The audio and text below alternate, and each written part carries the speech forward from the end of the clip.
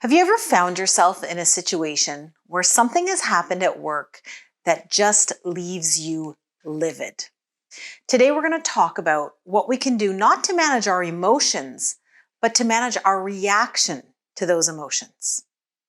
I was working with a team a while back, and there were a lot of challenges when frustrating things would happen. People would get so upset. Their reactions were quite significant. People would end up arguing and fighting. It would literally blow up. What happens in these moments is that our emotions become so overwhelming that it leads us to be reactive in our communication. And people often talk about how we have to manage our emotions, but I have a bit of a different take on this.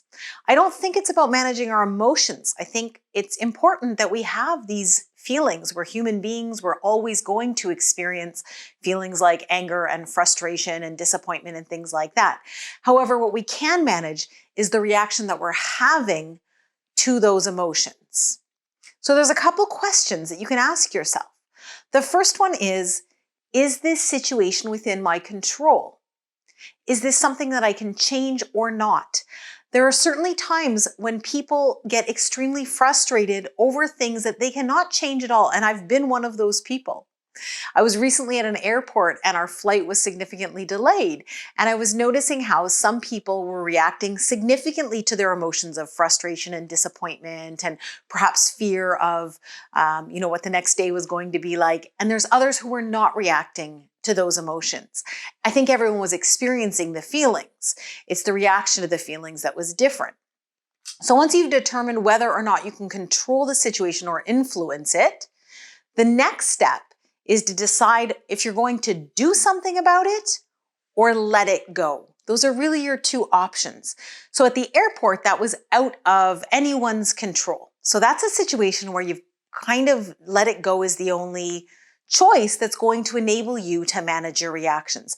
There's other situations, however, where we can decide to do something about it. If you're having a lot of emotions about something, having big reactions, then maybe you need to address the situation. Maybe you need to decide to do something differently. But if you find yourself not able to let it go, then you need to do something about it. So that's my suggestion in a nutshell. To help manage reactions is, first of all, we have to notice them. But once we've noticed them, decide if it's in our control or not.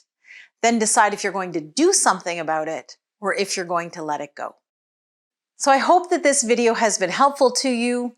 If you're interested in learning more about how to navigate difficult conversations at work, I'd invite you to visit my website, lindsaylapaquette.com, and to download my free e-guide that will give you all sorts of tips on how to make difficult interactions at work stress-free.